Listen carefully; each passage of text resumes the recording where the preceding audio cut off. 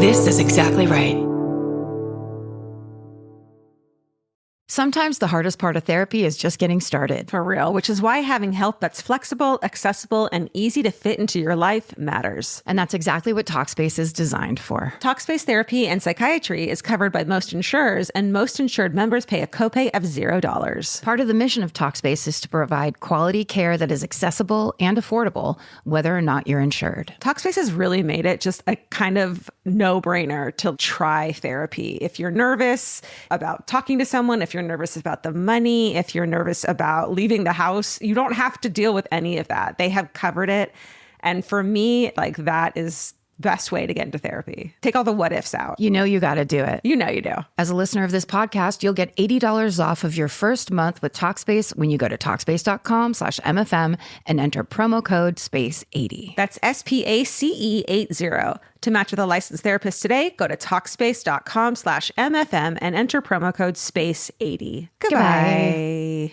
New beginnings are exciting, especially when they come with 4 wheels. If you're shopping for your next car, start your search with Cars.com. Cars.com has the tools and expert advice to help you find exactly what you're looking for. With more than 2 million new and used vehicles nationwide, it's easy to search, compare, and find the right fit for you. Cars.com is there when you're dreaming, planning, or ready to embrace the new. Start your search with Cars.com. Where to next? Goodbye. The best time to think about home security is before you need it. That's exactly why there's Simply Safe. Traditional home security only alerts you after a break-in has already happened, and that's too late. Simply Safe is changing that. Simply Safe's US-based live agents identify threats on your property and help deter them so intruders never get to your house. The system is customizable so you can build one that fits your home and your specific needs. The 24/7 professional monitoring is effective and affordable and won't lock you into a long-term contract. I think that's what's so scary for so many people is that long-term contract. And like, what if it turns out you don't like it or need it, but they don't have that because they know you'll like it and you'll know that you need it and feel so much safer when you have it. Like at this point in my life, I would never go without a security system on my house. I just feel safer with actually having Simply Safe around. There's a whole staff at Simply Safe that's waiting to talk to you and help you out. Right now, you can get 50% off your new system by visiting simplysafe.com/MFM. That's half off at simplysafe.com/MFM. There's no safe like Simply Safe. Goodbye.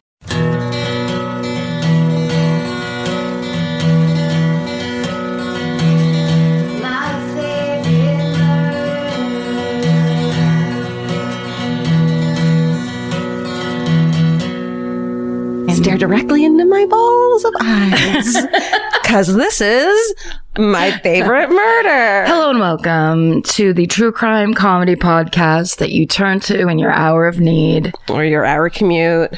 Or your hour of, maybe you're getting a massage and you thought this will be funny. Oh, that's weird. This will be stupid. Are you cleaning your house from the party you had last night? How was the party? Are you cleaning your house from the fact that you never clean your house like me, where I looked down today as I was watching TV and there was like a sand dune of dog hair on the ground, or I was like, what in the... That's disgusting. You want to hear something really gross? Super gross. Like a couple weeks ago, I got a peel on my face, you know? A professional peel. And so you like shed like a snake for the next week. And I looked down in the bathroom and it's just like my fucking dead skin. Your face. Disgusting. All over the pieces of your face on the ground. Mm-hmm. That's my favorite Avril Lavigne album. Hey, that's Karen Kilgariff. That's Georgia Hardstark. Because sometimes you guys can't tell our voices apart still. And I bet you can't now too. But you're correct, whatever you're guessing. And it doesn't matter. It doesn't also matter. Remember. Oh, I remembered my corrections corner from last week that I couldn't remember. Right. It's this. The week before, I said, oh my God, you guys send your DNA to 23andMe and then send it into the place where like killers, you can, right. You know, let's all get our DNA. You had a DNA plan for everybody. And then I got a bunch of messages, including from the Dollops, what's his face? Dave Anthony saying, don't fucking send your DNA to public places because in, Trump's future, they're going to use that to deport people or to deny people fucking health care because of pre-existing conditions based on your DNA. So if you're at all paranoid about that, don't do it. Yeah. If you're like me and I'm just like, well, the end days are coming and nothing's going to matter and the fucking system's going to shut down anyway, so the DNA is not going to be stored anywhere. Just do it. What? You know what I mean? Because like there's not going to be a system anymore. Like Why? Because they're turning off all the electricity? Everything's going to get shut. Power's going to go off. And then everything's going to defrost. And all the little beakers that the DNA's in are going to fall off the shelf. Well, if there's no internet to upload the DNA results to. Right. No, it'll just be a big filing cabinet on a hill. Yeah. And then you just go and spit into it. No, that's a good point. Yeah. I mean, like let's not implicitly trust some kind of technology and go, this is the answer. The thing to remember about this podcast is that you shouldn't listen to us. No, we're just trying to have a private conversation. I don't know what you fucking people are doing hanging around. You keep butting into our private conversation. And then there's this guy with the mustache recording us. And then there's 3 cats here that are just like, what? Just Shut up. sitting around going, when's my line? Yeah. Okay, we're trying to talk to each other. Karen and I have been trying to have a private conversation for like almost 3 fucking years. Borderline 3 years. And we've never had one. No, it's getting worse. Yeah. So full apologies if you've been taken into the Trump regime. That's not even funny. I was starting to say that as like a riff. It's too real. Let's not say the word anymore. Let's not go into that area. We're here to escape into murder and away from reality. Speaking of, I'm going to plug our new fucking merch line. Our new, like, what's it called when it's not going to go for very long? Seasonal. Short-term seasonal merch line that we're really fucking excited about. It's finally coming out. It should be out today, which should be Thursday. We started a summer camp line. Yeah. Which is like, it's like a summer camping line with 3 new logos and 3 new designs, one that you already love, the Stand of the Forest one, on new merch. And there's like a fucking camping mug. There's t-shirts, like all kinds of cool different t-shirts. It looks like you're in a fucking summer camp. Yeah. Put on by My Favorite Murder. Yeah. It's really, really cute. It's really cute. There's some really cool things. Yeah. There's the koozies. It's very contradictory. We tell you to stay out of the forest. Yeah. And now we're basically giving you setup to go into the forest. Yeah. I'm really, the logos or the designs are really fucking cute. There's like 3 different ones. They're all different. We're excited about it. So go to myfavoritemurder.com, then go to the store, have fun. Shop around. Get a look for summer. And it's, it has been a while, so you can update your MFM look. Yeah. Oh God, why did I just say that? Hey, listen, I have a reader. I don't know what this is even called because this is like a new thing. Listener mail. I wouldn't call. Is it that? Yeah. Listener mail. Yeah, and now you have to do that every time. Oh my God, it gives me a headache. I love it. Yeah, what you can't see is Georgia flung her head from left to right as she sung listener mail. I'm basically doing Janice from the Muppets going, I'll trade anyone who has a jacuzzi. Which is my favorite line from anything ever. I just realized that as you did that and said it, Janice from the Muppet reminds me of Lizzie Cooperman. 110%. That's so funny. They're the same person. I love it. Okay. So this is a message from Chelsea. I won't say her full name. She says Corrections Corner Molokai. I argue this is not a Corrections Corner because I'm sick of being fucking corrected. Hi, ladies. Fair enough. Just listened to episode 129. Loved hearing about Karen's trip to Kauai as well as our own serial killer story. Ooh. I'm born and raised in Honolulu and I'm very familiar with the Ke'ehi Lagoon and adjacent Sand Island area because it's a heavily used recreation site used for water sports like jet skiing or canoe paddling. Not canoeing. No. Specifically canoe just paddling. Just the paddling part. There's no enjoyment of the movement or the scenery. The story was super creepy, but knowing the area, I'm not surprised it happened there. It's not a dreamy location, but rather an industrial zone that's right next to the airport. Planes literally fly over all day. Scary. That's really funny. Oh, and anyway, I just wanted to help with the little fact you were sharing about Molokai. Molokai has a population of 7,345. I like that she's saying all this, like, because she's from Hawaii, she knows the population of Molokai. Yeah. We all have the internet, Chelsea. But the remote part of the island you mentioned has a population of 11. What? And it's actually known... Oh, this is the corrections part. Got it. It's actually known as... now, I have not had a chance to look at the pronunciation. But you've done great thus far. I mean, there's a lot of heart and a lot of sincerity in it, but also, this is going to be wrong, Kalaupapa, the historic leper colony. The Catholic Church, including Father Damien, who... he's the dude who went there, got to take care of everyone, right? Yep. Got leprosy and was like, fuck it, I'm going to take care of these people. That's right. Because they were completely just shipped onto that island, and like there was no law. There was nothing was set up. No medical. It was just, shit. if children had leprosy, they got shipped there, and they were just left to their own devices. And this amazing man. Yeah, he was like, I'm going to take care of these people. Father Damien, we heard all about him in Catholic school. The Catholics love to talk about Father Damien. He's your guy. Because he was, I think, if they haven't made him a saint already, they were like putting him up for sainthood in the 80s. Cool. So he played a large role in the history of the city, which is probably how your family is connected to the area. No, you're incorrect. So now you have a corrections corner, I correct Chelsea. You're wrong. It's fun to correct. Let's get everyone to talk about how you're wrong. Yeah. Sorry. I've imbibed a little bit of cold brew. Oh, right. The last remaining residents in Kalaupapa, that was definitely wrong, are all over the age of 75. And I believe there's less than 10 left. I'm hoping this will help your listeners understand a small but significant part of Hawaii's history that you also have a connection to. Wrong twice. Strike 2. Thanks again for sharing about my home, and great job with your pronunciation. Oh, no. Your effort did not go unnoticed. Mahalo nui kehau. So I bet her middle name, like her Hawaiian name, is Chelsea. Is kehau, and Chelsea is her email name. Got it. Thank you, Chelsea. That was awesome. That's so nice. And I love the idea that people would be canoe paddling in a creepy airport lagoon. I just imagine gasoline on the layer on top, and like when you're canoeing and you're smoking a cigarette and you throw it overboard, the whole fucking ocean lights on fire. You light the lagoon on fire. That's when the really cheap dads who have a problem with spending money, they're like, you're going to Honolulu, but we're staying at this place that has its own lagoon. God, those motels. Dad, please. I stayed in those as a kid with my dad. It was very depressing. Well, you are correct. Karen is a fucking psychic and so smart. Corrections corner. Shit, we should have started with that, so I wasn't going to be so defensive. No, but now you're going to feel better. Okay, great. That's what we're all looking for. I knew that was going to happen. I'm so sorry. Can we talk about the best day of my life? I don't think we can talk about it.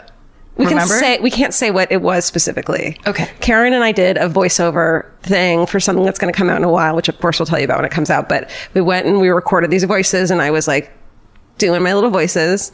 It's very scary. And then the person who's recording goes, "Hey, Georgia, can you burp on command?" And honestly, and I was like, "Of fucking course I can." And I did it twice. And I got home and I kind of had this emotional moment of my whole life. And as a kid, I was weird Georgia and embarrassing. And my brother and I would learn how to burp on command. And it was just this moment of I was so proud of myself. Yeah. I called my mom and told my mom, and she was like, Mom, I burped on command, so fuck you. No, she was proud of me. That's good. She's like, you've been practicing forever. Okay. Karen, Georgia, Associates. Beautiful. I love it. Karen, this is from a guy named Mike. Karen, I don't know if you did this on purpose, but right after you were talking about Nietzsche, Georgia said something about time not being real, and you said time is a flat circle. If you rewatch that scene from True Detective, which you said it was from, right, you will hear McConaughey say, "What is that, Nietzsche? Shut the fuck up," right after Reggie Ledoux says time is a flat circle. No way. And then he writes in asterisk, spooky ghost noises. Stay sexy and don't read Nietzsche because he's incomprehensible and annoying. Mike. We basically wrote True Detective from the future. Well, also, I recently rewatched season 1 of True Detective, but I've only gotten up to the scene that's one long tracking shot where he goes in and remember that fucking, I think it's episode 3 or 4. Yeah. I wonder if that was in my weird, that was filed away in my brain. I didn't know I was saying that, or you're psychic, which I think is something you always want to prove. I definitely want to be psychic. Yeah. So you're right. Stop saying what the reason might be and start accepting 100% Mike's beautiful compliment. If Mike's not right, who is? No, Mike's always right. Here's the thing about that guy. He pays attention. Pays his bills. He pays his fucking bills on time. What guy do you know that's like that? None. Mike won't allow red bills. And he's a detail man, but he's not in your face about it. No. You know what I mean? No, he just says associates, and you're like, that tells us what it is, but it's also funny. Mike, I have to tell you, Karen, Georgia, Stephen, and Associates is probably my favorite greeting so far. Uh-huh. So, yeah. So Mike is right. You're number one. Yeah. Mike is right. Wait, should we close this? No, it's... Okay, you like it? I'm good. Okay. Yeah. Sorry. Well, and also you have to remember... So, guys, it is in LA, of course. It's in the 90s. It's July. I keep having to remind myself. I'm like, it's so fucking hot. It's like, it's summer in Southern California. Stop complaining. But I realized why I was complaining so much today. My AC went out. Ugh. Like the fan was still running, so I didn't notice. Oh, yeah. So then at 1 o'clock, I was just asleep. I just went to sleep because it was, when I got up and checked, it was 83 degrees in my house. Fuck. So this place feels like this is nice. An ice box. It's amazing. Karen, you've been huffing that Freon. You run out of Freon? A little bit. It gives me beautiful dreams. When I go to sleep at 1. I just want gold on my face. So this is actually a really cool thing. So we talked about last week posting pictures from tour and hotel rooms and loving hotel rooms. Yes. We got this from a bunch of people on Twitter. Thank you. And this email that Stephen just printed up for us from Nicole in the Gmail box. Hey, ladies and Stephen, while listening to your latest episode, I remembered hearing about an app called Traffic Cam, TRAFFICK, Cam, that you can use to take pictures of a hotel room to stop human trafficking.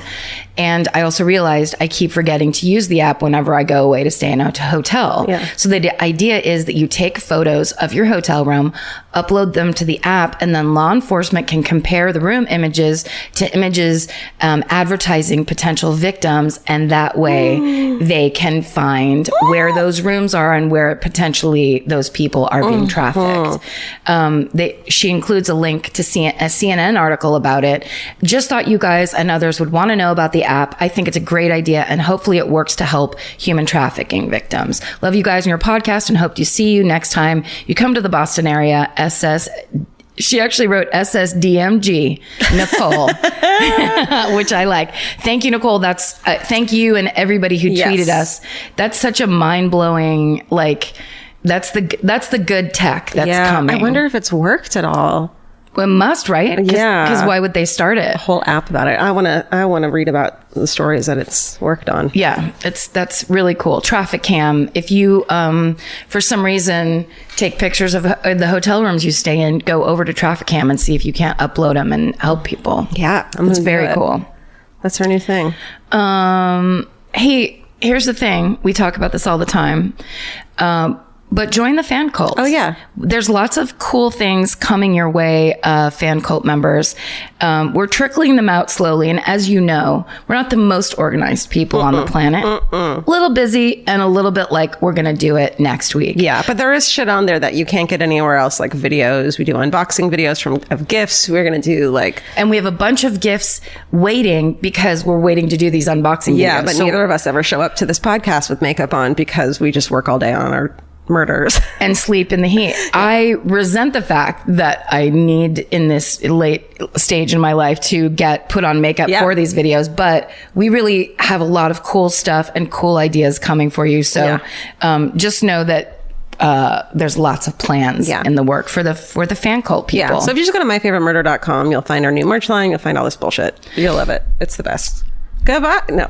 Current you is trying to get through today. Future you would like it if you thought about tomorrow every once in a while. Now, both versions of you can work toward the same goal with Acorns. Acorns is a smart way to give your money a chance to grow. You can sign up in minutes and start automatically investing, even if it's your spare change. The Acorns potential screen shows you the power of compounding and how your money could grow over time. You can quickly adjust how much you're investing every day, week, or month to make sure you're always building towards your goals. Whether you're just starting out or thinking about settling down, Acorns supports your big and small goals across every life stage. Sign up now and Acorns will boost your new account with a $5 bonus investment. Join the over 14 million all-time customers who have already saved and invested over $27 billion with Acorns. Head to acorns.com/MFM or download the Acorns app to get started. Paid non-client endorsement. Compensation provides incentive to positively promote Acorns. Tier 2 compensation provided. Potential subject to various factors such as customers' accounts, age, and investment settings. Does not include Acorns fees. Results do not not predict or represent the performance of any Acorns portfolio.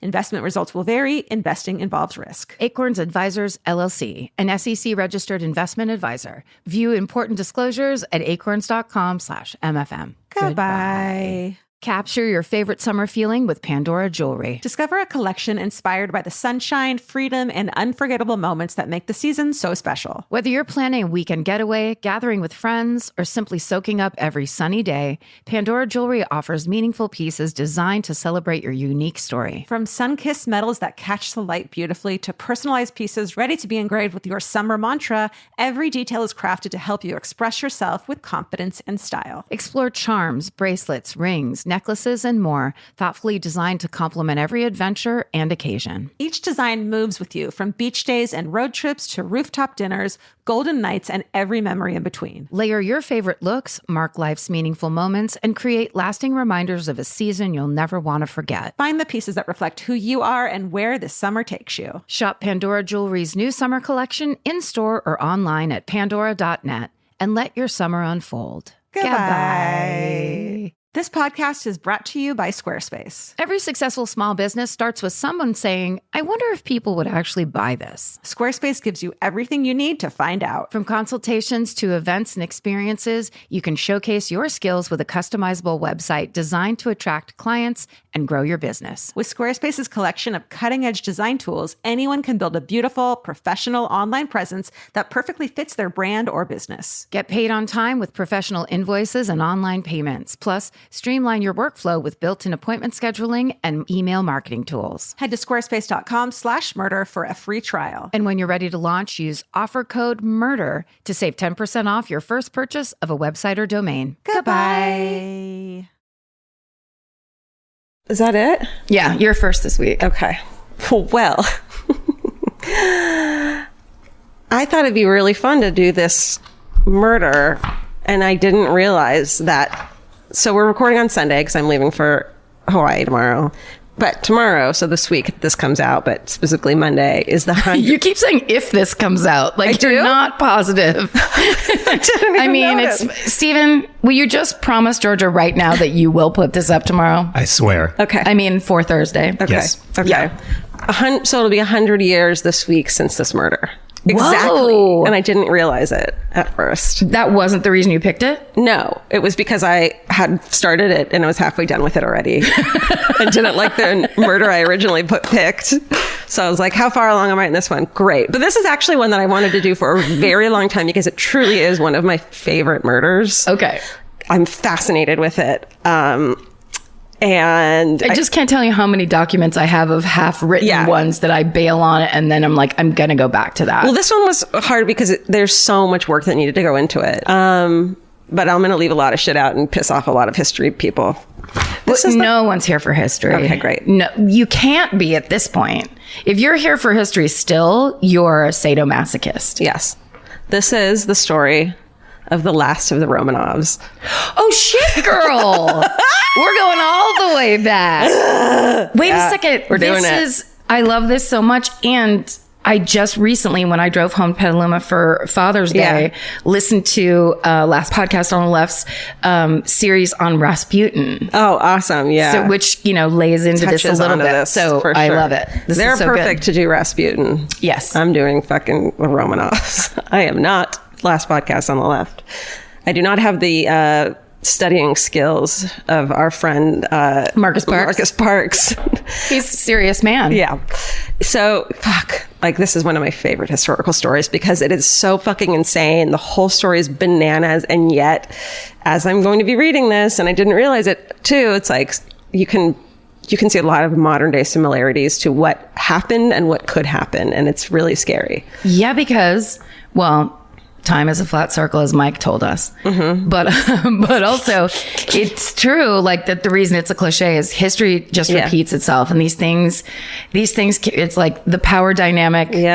Keeps it keeps happening. Just because shit's in black and white. And listen, when I was in high school, I was like, this is a boring story. I wasn't interested in this at all. And then when I got older and saw some, History Channel video about it and started reading a book about it, I was like, this is way more fascinating than I thought it was. Yeah. So Okay, the House of Romanov, it's the second dynasty to rule over Russia. It starts in 1613. We're going to get through this history part. Numbers. Yeah. It's also math. It's math. I hate it. The Romanovs had ruled Russia for 5 generations and were so powerful that they believed themselves to be ordained by God as absolute rulers. So think of like the fucking British royal family. That's going on, but in Russia. They all think they're ordained by God. Yeah. It's little nuts. I don't think God's into royals. He's more like Lord, or he'll never be royals. Peasants. He wants peasants. Mm-hmm. He's like Lord. Exactly. God is like Lord. Sorry. All right. They're rich as fuck. They build mansions in the grandest royal palace in all of Europe. They reign for centuries with unlimited power, etc., etc. What? Well, I just have to say, I put my finger up to stop Georgia once again, and she's barely started. No, the I love look it. you just gave me was so good. You're like, what? No, I thought you were going to make fun of me for saying etc., etc. about an entire fucking dynasty of royal people. Okay, great. Of course not. I just need to look. I don't need to tell you guys this shit. I was just going to remind you that in high school during the Cold War, 1987, I went to Russia. Right. I went to old school Russia. And so, like, I've been to Peter the Great's summer palace. Wow. And I am telling you, these people weren't just rich. Like, the summer palace, which wasn't their main palace. It was their summer palace. It was the most incredible thing I've ever seen in my life to date. Oh my God. And everything about it was like ornate, breathtakingly large. They had a fountain that had, I think it's, who's the guy from the ocean? Triton. Triton? Is that what you just said? Or is that from, yeah. Yeah. Well, that's the thing he holds. What's his Neptune? I'm thinking of Steven? The Little Mermaid. Yeah. They had a fountain of the Little Mermaid. But it was a thing that was probably 5 stories tall. Like, it was like triple the size of any fountain you've ever seen. Okay, so now imagine being a fucking peasant who lives in a fucking hovel, survives on bread all day, barely has any money for the children. Yeah, no shoes, no money for fucking food. And of course you're going to think that these people are fucking ordained by God. They've never seen anything like this in their lives. That's right. And that makes sense too why all the churches and shit, people thought the people who ruled the churches were fucking ordained by God, because look at these insane buildings they made. Anyways, it's crazy. Yeah. All right, so now let's get interesting. Tsar Nicholas, who looks like a fucking hot Brooklyn hipster with the light blondie beard and the little zoop on he's cute. So Nicholas is only 24 when he inherits the throne upon the unexpected death of his father. Alexander III dies of kidney disease unexpectedly in 1949. When he's 49 in 1894. All right. So imagine at 24 years old being, oh, fuck, I'm in charge. I am in charge now. And imagine also being a little kid and seeing your grandfather, who was the czar, get blown up to fucking smithereens in an assassination. Oh. And then they're like, now you get to take over that job. That happened in front of the family? In front of the family, including the little kid, Nicholas. So he's like, I don't fucking want this job. And he hasn't since he was a kid. But now he's getting it at 24 when he's totally not ready. So he definitely doesn't want to do it, but he has to. Okay. So just a week after the funeral of his father, Nicholas marries his longtime fucking gal pal, who was only 12 when he met her and he was 16. Aww. Like, were they boning? I hope not. No. Yeah. I think they fell in love with each other.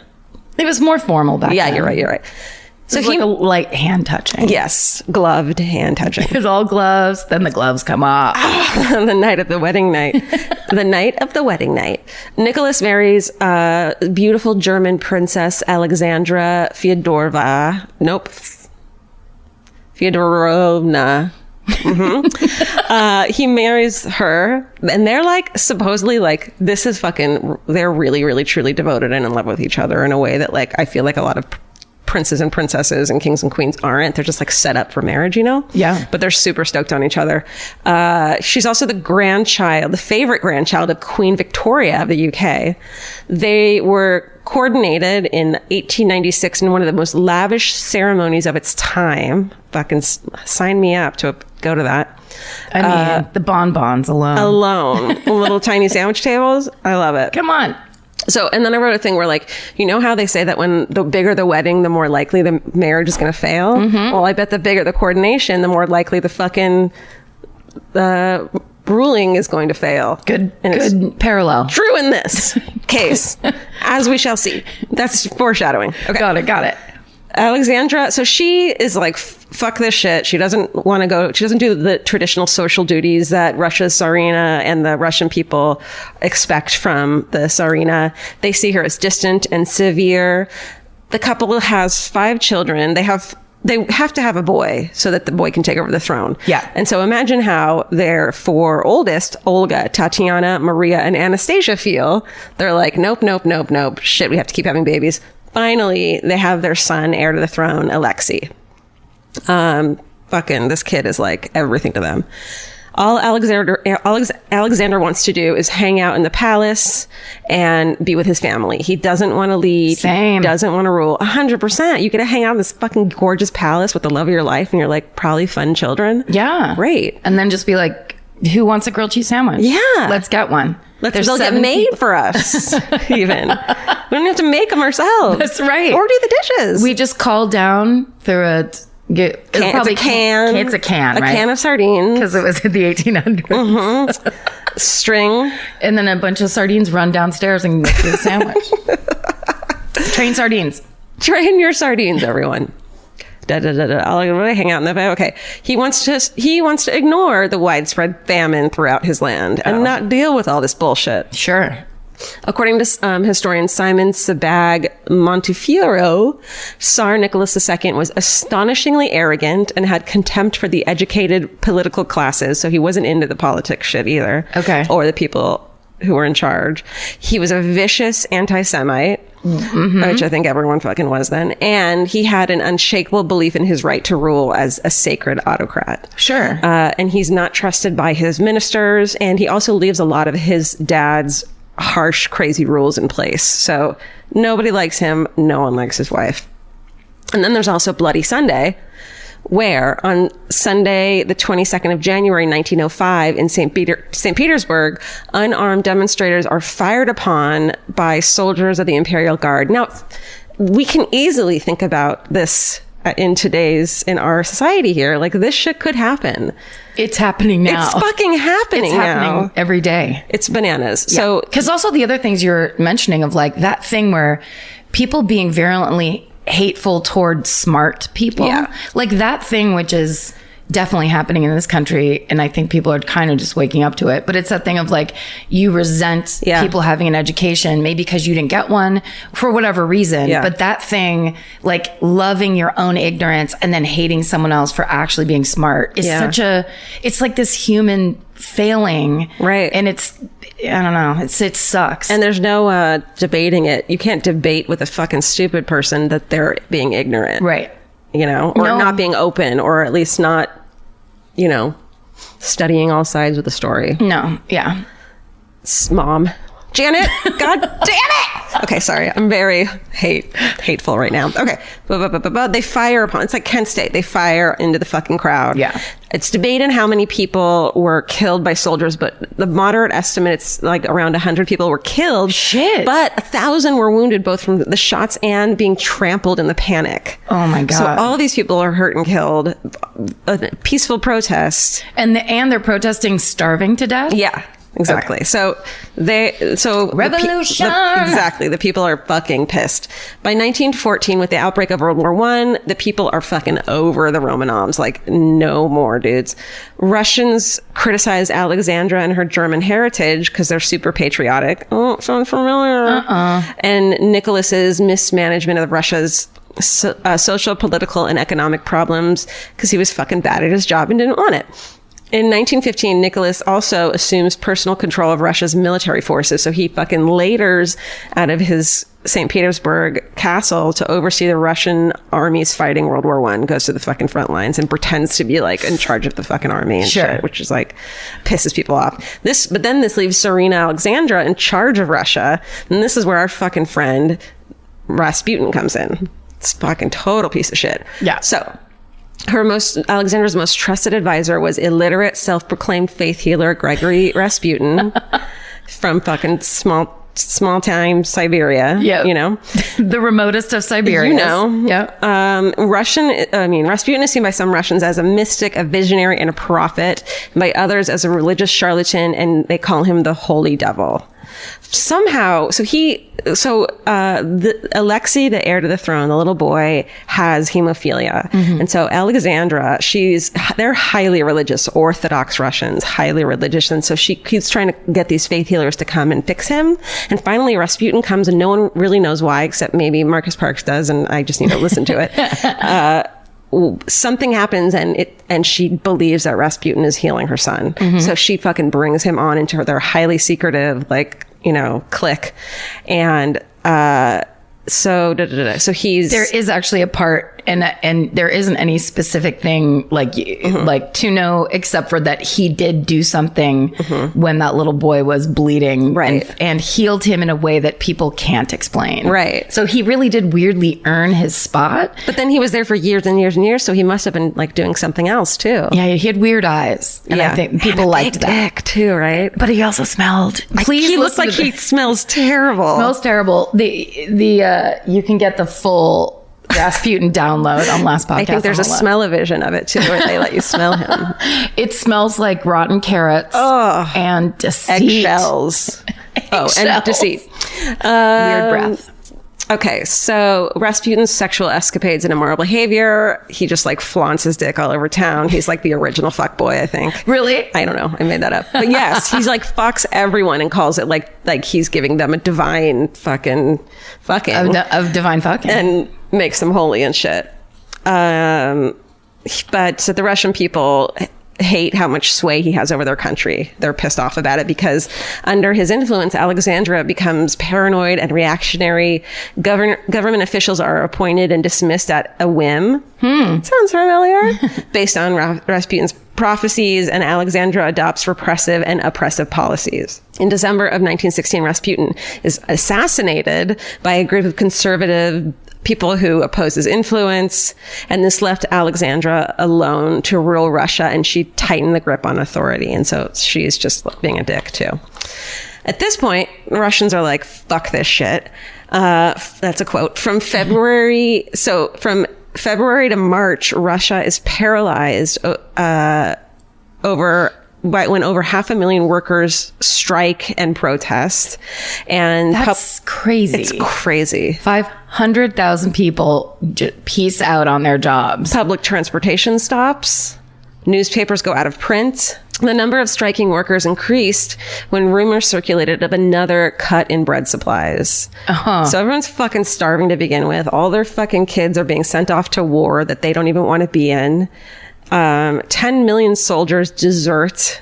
Whoa. And join the Bolshevik uprising, and Lenin begins to emerge as the leader of the resistance, which is a fucking fascinating story in its own. There's a really great documentary about Lenin's rise to power. I highly recommend it. And I don't remember what it's called. Could it be called Lenin's Rise to Power? I bet it is. You think the documentary filmmakers should be I have a great name for this. Yeah.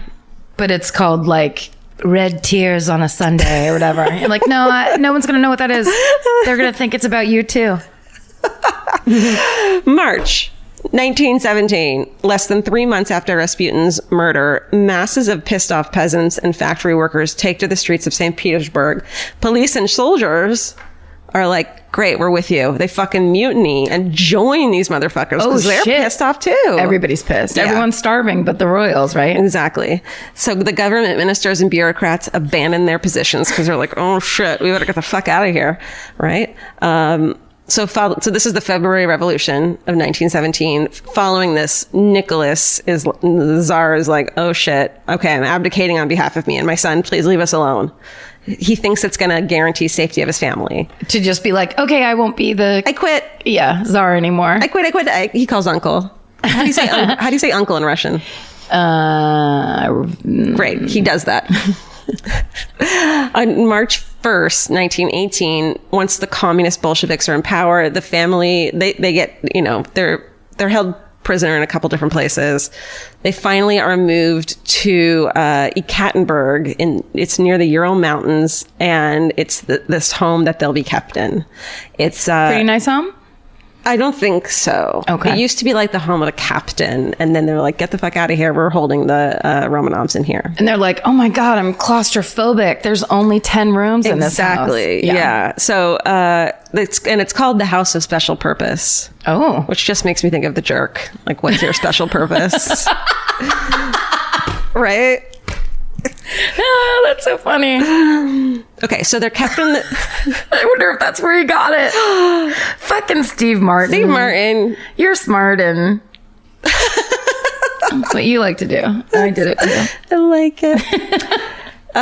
They're kept in this home in strict isolation without any of their possessions. I think they had their dogs there, though, which is cool. That's nice. They're guarded day and night. There's 2 like high walls surrounding the property for their imprisonment and for the security from the angry townspeople who were like, let's kill these people. Yeah. The windows in all the family's rooms are sealed shut and covered with newspaper, and they're forbidden from looking out the window. It sounds incredibly boring. Yeah.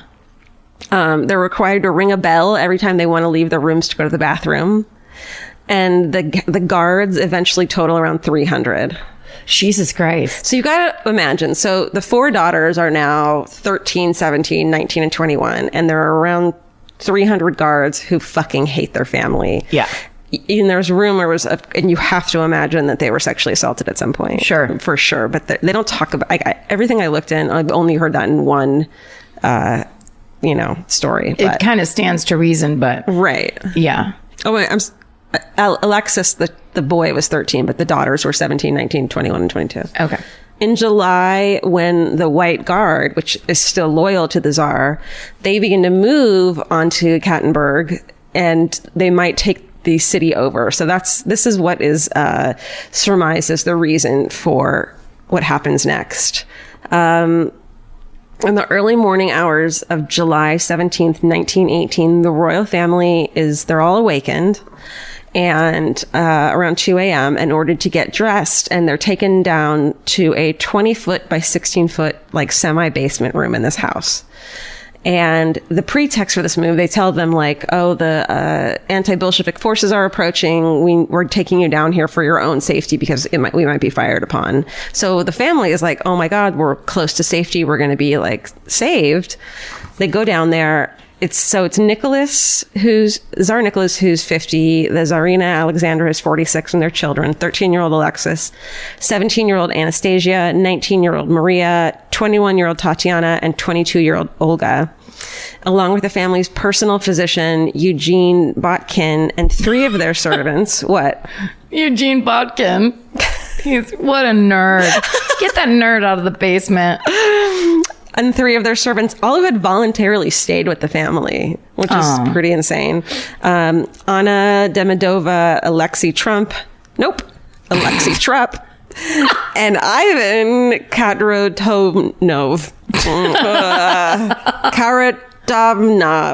one of his like fucking descendants is so mad at me right now for getting that name wrong. It's Karatonov. Karatonov. Mm-hmm. Okay, so little do they know. So they're seated in this basement. They get chairs for the Tsarina and Alexei, who's of course frail from his hemophilia, has been for his whole life. Little do they know that standing in another room is a firing squad that had been assembled and is waiting for the command.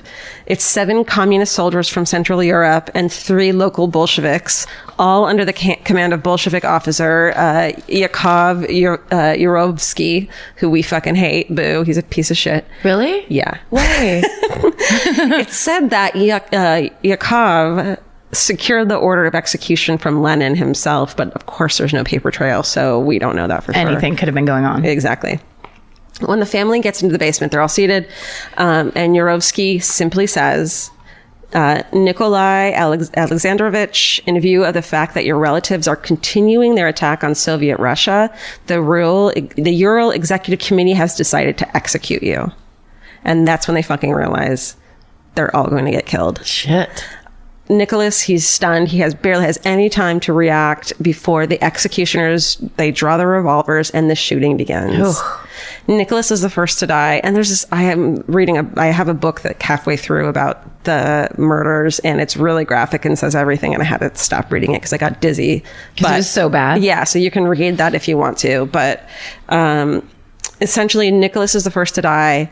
Anastasia, Tatiana, and Olga and Maria survived the first round of bullets. I think they got like one in the leg and one in the arm. And it's because as they're shot at, the bullets are deflecting off of their bodies because they are wearing over 1.3 kilograms of diamonds and precious gems that they secretly sewed into their undergarments. Oh, right. When they left? Before they left the palace. Oh, fuck. So they're fucking deflecting the bullets, which is like almost worse.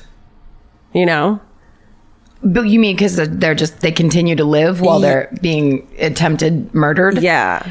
Like they don't get a quick death. You're right.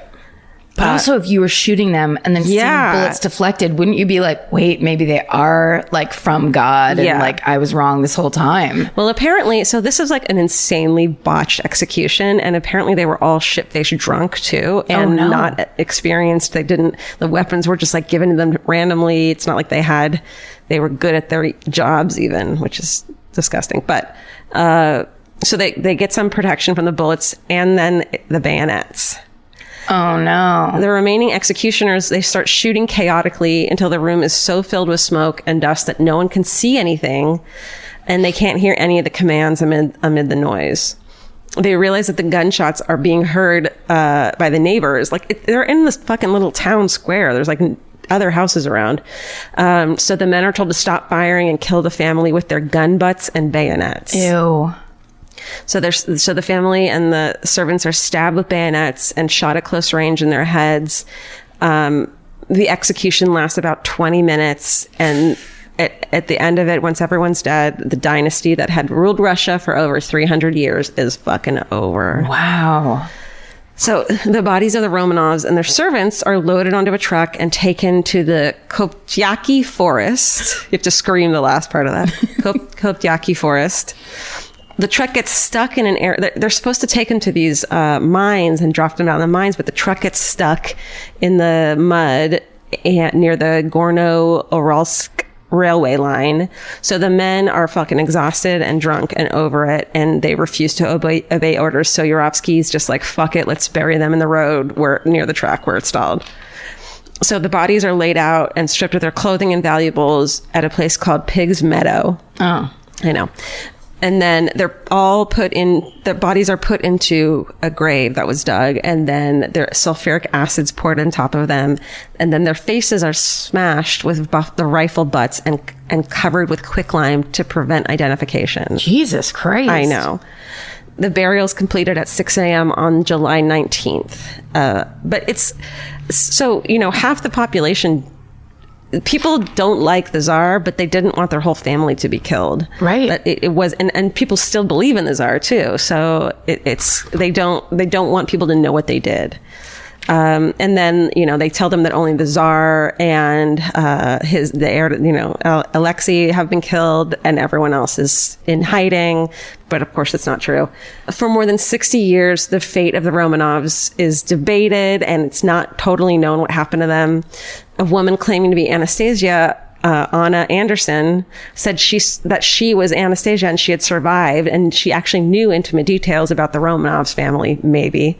And people believed her story. Do you remember this? Because yes. It was the late 90s when she was proven wrong. Yes. I love that story. Yeah. Well, also there was like an actual Disney movie and shit. Cartoon, but it's the cool. Any scam like that. Yeah. There's also the one where the girl came and pretended to be a princess. It's they just found her on the side of the road, and right. She was like, "I'm a Tahitian princess," or wherever. Yeah. It's like some tropical island princess. Yeah, and she scammed a bunch of people in England. I think around the same, You're into that. Back when there was no TV, there was no way to communicate quickly. Right. So if you wrote a letter of that's not who that is, it would take 4 months to get there. And by then you fucking sewn all your jewels into your underwear. That's right. As long as you're charming and convincing, people would just be like, sounds good. Yeah. I think you are a royal. And want her to be that.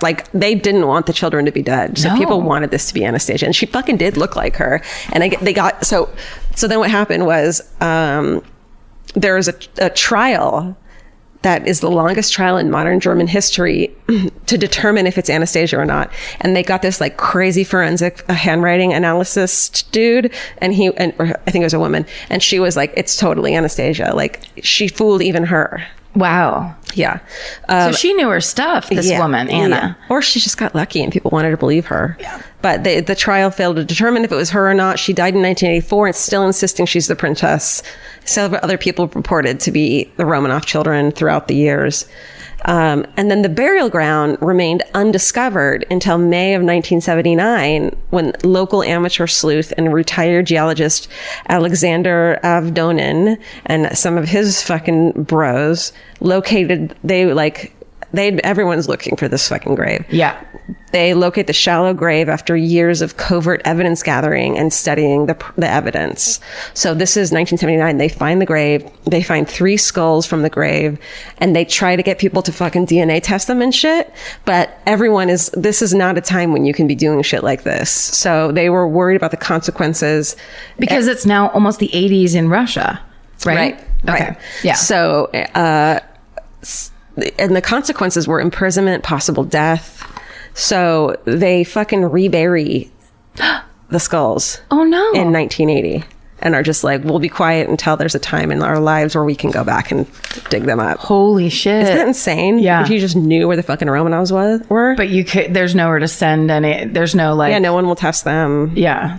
So in July of 1991, so it's fucking 11 years later, 6 months before the final dissolution of the Soviet Union, a commission appointed by Boris Yeltsin to investigate the murders, they finally exhumed the remains from Pig Meadow. But the problem is that there's only 9 skeletons found, and there's supposed to be 11 fucking bodies. So DNA confirms that the smashed skulls and bullet-ridden bones were those of the Romanovs and their servants.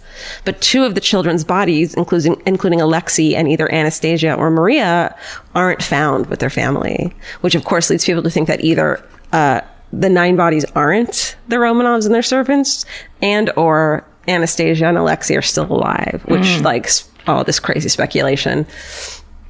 And it makes the Russian Orthodox Church refuse to recognize the remains as those of the Romanovs. So they refuse to fucking bury them in a, official Russian Orthodox sanctified grave and ceremony and shit. And they're sainted. So it would have been a big fucking deal. So they are interred in July 98. And they're referred to by the priest conducting the service as Christian victims of the revolution rather than the imperial family. They refuse to acknowledge them as who they are. So finally then, and actually necrosearch is involved in the search as well. And there's a chapter in the book that I love, No Stone Unturned, about the Romanovs and the search for them. It's really cool. But in July of 2007, another amateur group of local enthusiasts found a small pit near where the bodies were initially found, containing the remains of Alexei and his sister Maria, located in a small bonfire site not far from the main grave. So it turns out that Yurovsky had separated the Tsarevich Alexei and his sister Maria, turns out it's Maria, in an attempt to confuse anyone who might discover the mass graves with only 9 bodies, which fucking worked. He did it on purpose. Wow. Alexei and his sister were burned, their remaining charred bones thoroughly smashed with spades and then tossed into a smaller pit. And despite overwhelming forensic and DNA evidence, the church has refused to recognize these remains as belonging to Alexei and Maria. And for several years, the boxes containing ashes and a few bone fragments, that was all that remained of the children, was just sitting in a shelf in the Russian state archives. And in 2015, those bones were finally judged authentic. Wow. So this fucking week marks the 100th anniversary of the execution of the Russian royal family by the Bolsheviks, one of the most shocking events of the 20th century. During his reign, the Russian Empire went from being one of the foremost great powers of the world to economic and military collapse under the rule of Nicholas II. And even so, people still debate whether or not the assassination was deserved or was just straight out fucking murder. And that's the story of the Romanovs. Wow. They still haven't gotten their Orthodox burial. Yeah. Wow. I love that story because then it just makes me want to read a book about Russia is so huge, insane. The history is beyond belief. Well, my family, right before World War I, or when my family, when World War I was started, was run out of their town in Russia. Oh, really? Because they were Jewish. Their town was burned to the ground. And then my grandma, who was 7 at the time, and her family lived in fields trying to survive for the next 7 years. Shit. Until they were finally able to escape and come to great Los Angeles. Your grandma was an exiled Russian Jew. 7 years old, living in fields. Her mother picked potatoes during the day for money and would steal one potato. They'd eat the potato. She had like 6 siblings. They'd eat the potato for dinner and the peelings the next day for breakfast. Fuck. Some people who were sympathetic would let them sleep in their barn, but they had to keep moving because Jews weren't. There was another pogrom just constantly. Yeah. Jesus Christ. Yeah, so I didn't realize it was that close to your, that it was your grandma. Yeah. Is that your Bigger Dummies grandma? No, that's Molly. She had the same thing, but in Poland. Look, I'm sorry about what's been happening to you Jews for the past 2,000 years. It's pretty fucked up. Thank you. We, on behalf of all the Jews, Karen Kilgariff, we appreciate it. Really? Yeah. God, I love you guys. You would let us sleep in your barn. Oh my God. I don't know about Steven. No. Or Steven's like, what the fuck? Steven, what is your heritage? I'm half Mexican. What's the other half? I think like English or something like that. Yeah, English Mexicans. I feel like the Mexican side would be like, yeah, we get it. We've been through some shit. Yeah. Those English, though, man. They don't get it. They love to colonize. They love to oppress. When did you guys come here? I think my dad's side came over, like the Midwest, like when like they were all like coming out after, like not the Pilgrims or anything like that. No, from Mexico though. Oh, from Mexico. Even my grandma grew up here. I call her Glendale Mexican because she grew up here. Like, that's Armenian. Are you crazy? Oh, my mistake. Yeah, even my mom's side, who's Mexican, has been here for a long time. Okay. So. Oh, okay. Cool. Well, shit. Guys, look and listen and have a can of wine. That was good.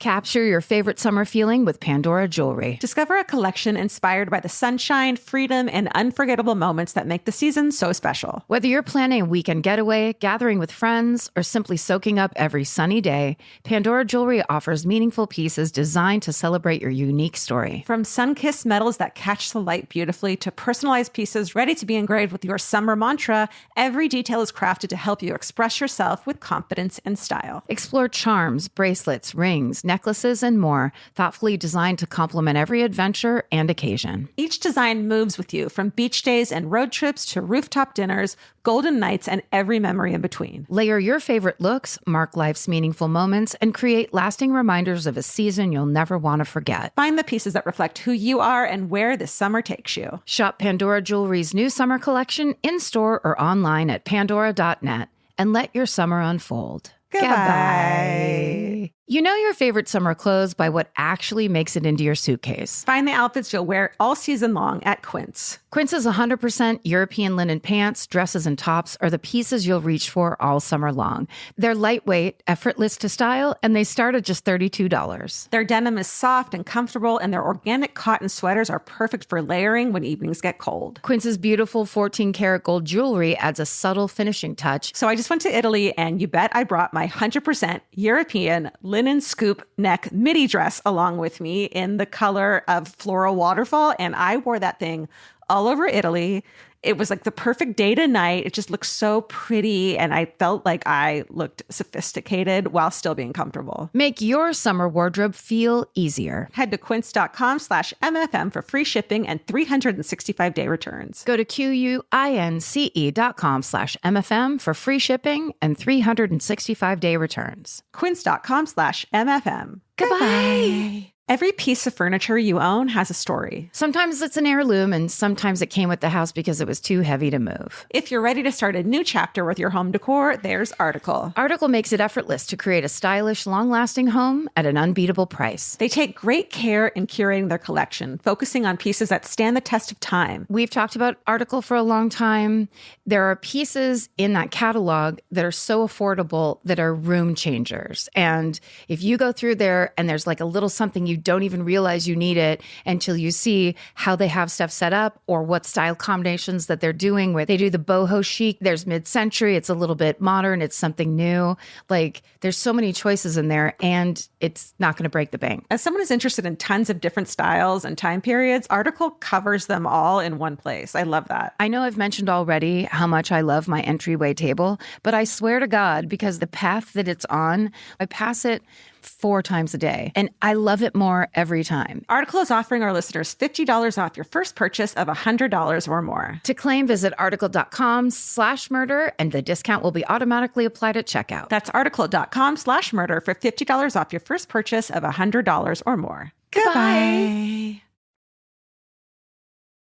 I just want to share one of my favorite memories of being in Cold War Russia when the Iron Curtain was still up. Sardines? And yet we were high school students that were just like, hey, what's up? We've got a bunch of money. International incident. It's just like waiting to happen. So it was like, it was very, communist Russia while we were there.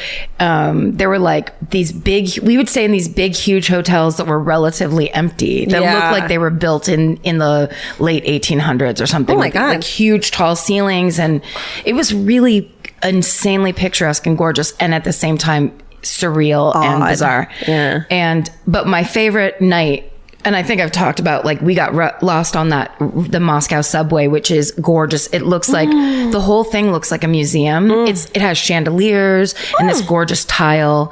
And we were drunk and we got lost. And then some Russian soldiers just brought us back. We don't know how or how they knew where we were staying. It was super crazy.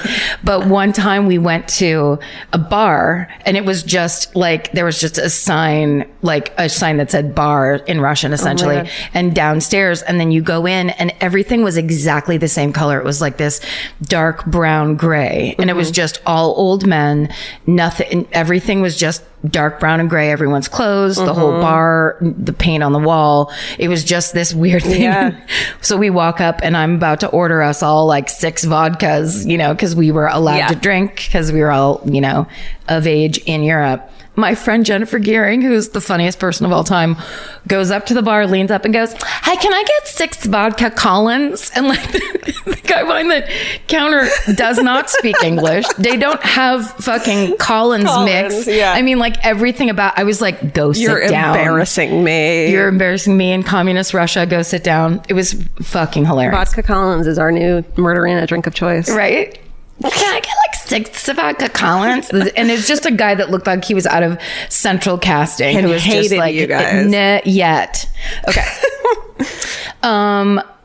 So my story this week is one that we haven't done yet. It's super famous. People ask us to do it all the time and then ask us why we haven't done it. Great. And it's another one of those ones where it's like, I'm going to save it for a live show. No, I want to do it at a live show and it's so depressing and I don't want to do it. Yeah. Because it is the hideous.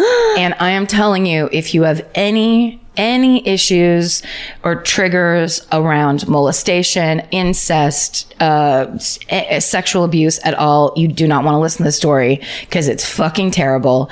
It's the story of Fred and Rosemary West. Oh, yeah. It is. It's a good one. It's so, like, I have attempted to do this story, I think, like 4 different times, and every time I'm just like, this is awful. I want to hear it, and I don't have those triggers because I'm a fucking monster who likes terrible things all the time. Right. But I can imagine you doing this at the London show and it just going quiet. Yes. But then you're like, why didn't you do it? I know, it's such a weird balance, but it's also like, for live shows, we need to be able to talk to each other and like at least have a semblance of a good time and interaction. And this is some of the darkest shit of all time. Well, I must not know all the dark shit then, so tell me. Yeah, it's crazy. But the good thing that I was happy about is early on, I tried to do a recommendation and tried to reference this show called, it was I think originally it was like a TV show in England, starring Emily Watson called Appropriate Adult. And it stars Emily Watson. It's Dominic West, who is from The Wire, but he's an amazing British actor. And then this incredible actress who I still can't get over her performance. She plays Rosemary West, and her name is Monica Dolan, and she is so fucking good. I don't have a picture of her. She's so fucking good in this thing, Inappropriate Adult. So Emily Watson plays, essentially there's a thing in England. It's when they have a person that's essentially like a citizen social worker that just is there as the witness to make sure that the person, when they're being interviewed by police, is being treated fairly. Victim's advocate. What's that? It's a victim. Oh, you mean, but it's a murderer advocate. Exactly. It's like basically, and it's usually either for children who've been arrested or for people who are like somehow have maybe a learning disability or something's wrong with them. But they bring this woman in to be this, I believe her name was Janet Leach, and it's a true story. So when we get to that part, I would 1000% recommend Appropriate Adult. I'm watching it. It's available on iTunes, dude, and it's in 2 parts. So, but it basically goes into once he's arrested, and it goes into the insanity of like how the whole case kind of unfolds. So anyway, that's part of where I got this whole story. But, and then there was an article in The Independent written by Will Bennett in October of 1995, where I got a bunch of information. Cool. So we'll start with Rosemary West. Unlike anyone in any, I just can't, like, when you talk about this woman, you see a picture of her. Stephen, would you pull up a picture? I know. She's like super motherly, right? Yes. She looks like every mom from the 80s. Totally. Like the really big glasses and like just a short, kind of reasonable hair. Yeah. Little frump zone. She's in the frump zone for sure. She's had some kids. She's lived, like, she just doesn't care. 8 kids. She's like, yeah. Holy fuck. Yeah. So she just looks like the average lady walking down the street with her grocery bag. And no shame on the frump zone. Like, I have the frump zone. I'm the mayor of the fucking frump zone, so don't worry about it. Great. Yeah, this photo of them is just classic. She took her glasses off for the photo.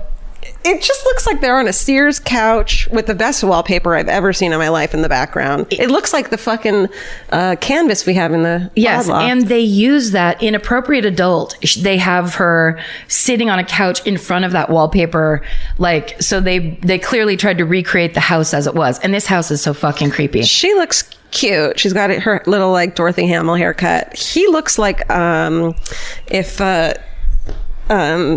Jermaine from fucking Flight of the Conchords like really wanted to go all out and play like an ugly, gross dude. Don't you think? I think Jermaine Clement is hot as fuck. Don't get me wrong. But no, he is for sure. Like a leisure suit Jermaine. It's like if Jermaine on Halloween trying to be a monster. Right. Essentially. Right. Because he does look a lot like, he looks like a Muppets monster. Yes. Essentially. Yes. His teeth are crazy. He has like unibrow, but small eyes, and he looks like he's up to no good. Totally. And that's also why he's so fascinating in Appropriate Adult. You get that sense of what a true psychopath he is. I bet he had like a crazy laugh. What? I bet he had like a crazy laugh. Oh, maybe. Like an unexpected. Like something you wouldn't expect. Like the kind of laugh that would make you leave a bar. Right. No matter how many vodka Collins you had waiting for you. It would like kind of jar you. Yes. So Rosemary was born Rosemary Letts in Devon, November 29th, 1953. And of course it's all of these, both of their backgrounds, tragedy from jump. So Rosemary's parents, he actually calls her Rose for the most of the time. both of her parents suffer from mental illness. Her mother, when she's pregnant with Rose, falls into a deep depression and they give her electroshock therapy. Ooh, with a baby. With the baby. So there's lots of theorizing that there was prenatal injury to her, probably definitely in the brain. Yeah. So because when Rose is growing up, lots of aggression, lots of temper tantrums. She's a terrible student. The parents have a terrible marriage. Her father, Bill, is a paranoid schizophrenic. Oh, fuck. Yep. So he's super violent and he is terrifying. He is, there's just this awful presence in the home, to the point where the mother moves herself and Rosemary out of the house. But in their adolescence, Rosemary moves back into the house. Oh, honey. And it's around the same time. So she hits puberty and becomes obsessed with her body and her developing body. She has a brother that she walks around naked in front of all the time, that she begins to engage in incestuous acts with. And she essentially, it's not happening out of the blue. It turns out her father has been molesting her since she was 13 years old. Of course he has. Yeah. And so Rosemary not only is obsessed with sex but she's also preoccupied with older men. And that's how she ends up meeting Fred West, because Rosemary is 15 when she meets the 27-year-old Fred West. Shut up. Yeah. Ew. Yeah. So she is a sophomore in high school and he's fucking 27. Oh my God. And Fred, one of the worst people ever to exist. As a child, he was beaten and molested. When he was 17, he got into a car accident that left him with a limp and a metal plate in his head. Head injury. Right. Frontal cortex. After that car accident, he was never the same. Can you imagine knowing someone who got in a car accident or like living with them and being, they're acting really, like that always scares me when people are like, he wasn't acting the same after that. Yeah. Like if Vince got in a car accident and then started getting like these rage outbursts. Yeah. What would I do? It happens all the time. It happens to people all the time. I couldn't, it's terrifying. Yeah, it's really awful. Also, I think that he probably wasn't the greatest before the car accident. 100%. Because he also sustained another head injury when a woman pushed him off a fire escape because he stuck his hand up her skirt. Good for her. Can you imagine? I know. Whoop, she's like, bye. get the fuck out of here. Holy also, shit. at some point along the line, he got his own sister pregnant. I was really trying to make Georgia do a spit take with her can of wine. Not in my own house. Gross. Not in my backyard. Only on stage. So then he moves to Scotland. After all that, he moves to Scotland to become an ice cream truck driver. Oh, Jesus. But he comes back to England after he runs over a 4-year-old child. What the fuck? So we're on strike 19 now with Fred West. Can't just put him to sleep. No good. So in the late 60s, he comes back to England and he gets a job as, of course, a builder. Because for some reason, all of these serial killers somehow go into the contracting field. It is the weirdest fucking thing. I guess it's the independent work schedule, hammers, I don't know. Easy burial, tools and cement sites. work. So the only good thing anyone says about him is that he's known to be a hard worker, which is like good for him. Great. So he's on coke, probably. Exactly. Or he just loves fucking nails. Dig, yeah. So it's around this time where he meets 15-year-old Rose. Hi, I'm 15. Hi, I'm 27. Yeah. But she's like, well, I've always had this paranoid schizophrenic molester father. Yeah. So this is better. That horrible father objects strongly to Rose's having this relationship with this old man, essentially, with the crazy, crazy teeth.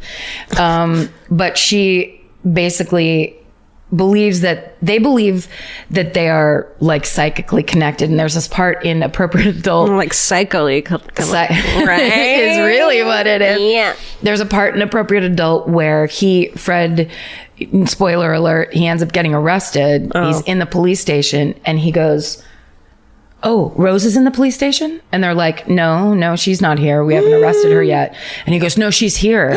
And then they leave the interrogation room and she was there. And no one in the room knew she was there except for Fred. So there is this, they have a very odd, creepy connection and thing. Their relationship starts. He is abusive to her, of course. He's sexually, technically sexually assaulting her and raping her. She's 15. Right. But he's also violent with her because he's a violent person. So she's becomes pregnant relatively soon after this affair starts. And she gives birth to their daughter in 1970. Their daughter's named Heather, when Rosemary is 17. Fred West already has 2 children. Jesus. From a previous relationship. And at around the same... His sister? No, he's had a different relationship. Okay. He's sent to prison for petty theft and for fine evasion around the same time. So 17-year-old, highly unstable Rose becomes mother to now 3 children all at once. Well, she has to take over those other 2 kids? Yeah. Jesus. Yeah. And is that what they call it? Takeover? It is a full takeover. So Fred, it's 2 daughters, unfortunately. Charmaine and Anna Marie are his daughters, that he had from a previous relationship with a woman named Rena Costello. And so at some point, while Fred is still in jail and Rosemary is taking care of those 3 kids, Charmaine, one of Fred's daughters, disappears. And when asked where she's gone, Rose tells people that she's gone to Scotland to live with her biological mother. So when Fred gets out of jail, he comes back and they move from the house that they did live in to the now infamous house at 25 Cromwell Street in Gloucester. And the neighbors know them as slightly eccentric, but nice. People say that they're the kind of neighbors that would do anything for you. And that's because they have no fucking idea what's going on in what is actually and in truth a complete hell house. Oh my God. So it turns out Rosemary is a sex worker who is working out of her own home. Okay. And they have set up the house. The bedrooms are outfitted with cameras and listening devices. She's still a teenager at this point? She is, basically. Yeah. 18 or 19 or something. Yeah, she's in her late teens, early 20s when all this starts. So Fred can watch these sessions she's having. Gross. We'll call them sessions with her clients from afar and in the house. And if that's not dark enough for you, it's not dark enough for me. Okay, then one of her clients is her own father, Bill. Then Fred knows that. That's dark enough for me. It gets darker because then Rose eventually encourages Fred to begin to sexually abuse Anna Marie. And Rose would join in that. She is... What the fuck? It actually reminds me of the Ken and Barbie Killers, Carlo Molka. Right. And from Canada. Like giving you a gift. She gives him the gift of her sister kind of a thing. Exactly right. Oh my. It's the insane sexual assault, incest. Just psychopaths who have no emotional fucking understanding of human emotions. And it's the thing of when women do that when they're mothers and they do it to their own children, it's this taboo that is truly mind-blowing. But it's not a taboo to them because they were raped by their fathers too. That's exactly so it's not fucking weird. Exactly right. That was childhood for them, for both of these people. Oh my God. No good. So they then begin selling Anna Marie to pedophiles. No. Yep. How old is she? At the time, I think that started when she was 8, around the age of 8. Oh my God. We'll go one darker. Okay. The grandfather was a client also. So fucking Rosemary's gross rapist molesty father. Dad. Yeah. Jesus Christ. Just the worst. Yeah. This is, so again, for all the people who inquired, this is why I would get to about this part and just be like, this is the worst story ever told. So eventually, Rose gets pregnant and has 8 different children. 5 of them are Fred West. Holy shit. 3 of them are fathered by clients. They're not sure exactly who they are, but are any of them her dad? They don't, nothing I read said that, but it could definitely be. There were rumors that some of them were local authority figures. Yes. So, I think that's why this went it was rumored, but it was never reported for a long time, that things went on in this household for way, way, way too long, because this was basically the sex worker of town. Yeah. And so nobody was like... But it's also like, if this authority figure comes in to, have sex for money with Rosemary, it's not like he knows that other shit's going on in the house. So it's not like he would have looked into it. He didn't look into, you know what I mean? Right. It's not like they were getting reports and then they were ignoring them. Right. But they also were in no way trying to look at anything that was happening in that house. Sure. Because they knew at least they were guilty of something. Right. And also it was a lot of kind of intense S&M, bondage. What? Violent sex. At one point when they live on Cromwell Street, Rena Costello shows up to get her daughters back from Fred. Okay. And Rena disappears. So the mom of the 2 girls, one of whom is Ixnay, not around anymore, that mom disappears. Yes. Oh my God. So, okay. So in 1972, and this is when basically it goes from the ultimate depravity within the household and within their own family and their own home. And then they begin to branch out. In 1972, they pick up a 17-year-old hitchhiker named Carolyn Owens. And they ask if she'll be their nanny because they have all these kids and they need extra help.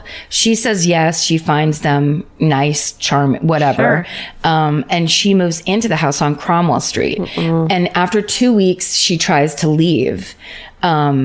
Because of course it's fucking a living hell and insanity. But Fred and Rose go out and they find her hitchhiking and they pick her back up. They get her back into the car. Rose begins to sexually assault her. What? And then as she's trying to fight Rose off, Fred pulls over, punches her in the face, and she goes unconscious. When she wakes up, she's back at 25 Cromwell Street, gagged, hands bound, she's molested all night by Rose. And in the morning, she convinces them if they let her go, she's not going to say anything to anybody, that it's fine, no big deal. So they fucking let her go. What? She goes straight to the cops, tells them what happened. The Wests are arrested. They're charged with assault, quote, assault occasioning actual bodily harm, and with indecent assault. But Caroline's too scared to actually testify against them in court. She can't handle going to court. Yeah. And so on January 12th, 1973, the Wests plead guilty, but they're fined £100 and released. Are you fucking kidding me? They never serve any time for that assault. And then soon after that, young girls around Gloucester begin disappearing. Most of them come from broken homes or they're single women traveling by themselves. Yeah. So no one really hears much about it. Not until 1992. What? Yes. So 72 when they first kidnapped the girls. Yep. To fucking 92, which I was alive then, and it wasn't that long ago. 20 years. These people are kind of just doing whatever. Are you fucking kidding me? But here's what's happened. So there's lots of rumors around town. Yeah. Do people know? Is it a small town? It kind of is, right? I don't know anything about Gloucester. I didn't look anything up, but it's not big. Yeah, it's no London, is what they say in my mind that I'm making up right now. So finally someone goes to the police and says Fred West is raping his 13-year-old daughter and someone needs to do something about it. So social services starts investigating the West family, and this is when it all kicks off. Okay. So authorities enter the home at 25 Cromwell Street and they find tons of insane, obscene paraphernalia everywhere. So it's not just like they have those rooms that are outfitted with the cameras where Rosemary has her clients, but they have shit everywhere. Are there photos? I don't know. I'm not the photo person. I'm going to go look. Do it. Go down a rabbit hole. There's definitely horrible wallpaper. I'll tell you that. There's some, like each room has a different color and scheme and everything where you're like, the person that built this house is crazy. Is a monster. It doesn't care about aesthetics at all. So they basically pull the children out of the house and they are interviewed by police and social workers, and they start hearing these insane stories of sexual abuse. Poor babies. And emotional abuse, and just, these parents are crazy. So Fred West is arrested for raping his 13-year-old daughter, and Rose is arrested for child cruelty. But the 13-year-old daughter refuses to testify against her parents. And so in June of 1993, the case falls apart. Shut up. Yeah, once again. But authorities know their really bad shit is taking place. And when they're interviewing all the children, they're trying to find the first daughter? Who they said had gone back to live with her mother. Oh, okay. Right. So their police are trying now to track down Heather West. Fred and Rose say that she left home in 1987 following a family disagreement, but now she works at a holiday village in Devonshire, and that they get phone calls from her every once in a while, and they'd actually taken a phone call from Heather in front of the children one time, so that the children also said, oh yes, Heather called home that one time. Mom and dad both talked to her. We didn't. They didn't let us talk to her. Then they start talking to Heather's friends, and that's when they find out that 1987 was around the time Heather started telling her friends about the insane abuse that was going on in their home. So authorities are putting together that she disappeared right around the time she started confiding to other people what was actually happening. So then all the younger West children are put into basically the British version of foster care. And which is called foster care. They call it care. Care. Put into care. You have to whisper it. So when the kids start talking to their the foster carers, they start telling the story about if you misbehaved at home. They Fred and Rosemary would tell the kids, if you don't behave, you're going to go under the patio where Heather is. Yeah. And so everyone's like, ding, ding, ding. Can you imagine if you're foster parenting or foster care? You're a foster carer. Yeah. And your kid's like, oh, I don't want to go under the house like my sister. Like my sister who disappeared. Chills. I mean, horrifying. So it's almost like everyone's just going like, oh, what? Sorry, what? Like, say that again? It's all like unfolding. Like, oh, these people who look like the most average people. Boring even. Super boring. And then it's like, oh, there's this insane seamy underside. Yeah. So when they go, they basically, they go in and they dig up the patio and they find the bones of Heather West. And this is where basically Appropriate Adult starts at Fred's arrest. No way. Where he had taken them to the house, and he's so crazy. And he's talking like, he tells police, yeah, you can come because she's buried in the backyard. Then he changes his story. Then he changes it again. He's doing all this stuff, and he's trying to manipulate Janet Leach, the appropriate adult. So he's looking at her going, you should maybe check over there, while he's denying that anyone's buried anywhere to the police. It's almost like he's two different people. Yeah, or 9 different people. Like it's truly either it's super psychopathic manipulation, like he's masterminding it, or he's really stupid and just kind of playing it moment to moment. Yeah. It's very hard to tell. Or that thing where it's like, well, if I'm going to get fucked for this, I want all the credit. So like, here's some other shit you should go look into. Yeah, like it's interesting. It's like that thing where does he like the attention? Yeah. Does he like this weird relationship he's trying to build? He's clearly getting her interest because she's just supposed to be there, standing there, like witnessing things and making sure the police don't abuse a person who would be, in custody that everybody would want to punch in the face several times. Abso-fucking-tively. It might help his fucking stupid looking face too. Knock some teeth back into place. So basically, because of his hints and these things where he like, maybe we should go down and look in the cellar. And then when they get down in the cellar, he's like, no, the spirits are telling me we shouldn't be down here. Yeah. So then the investigators like dig up this entire cellar. And that's when they find 6 bodies of women buried in a circle chronologically from when they disappeared. So Linda Goff is found in the cellar, and she went missing on April 19th, 1973. Holy shit. She was 19 years old.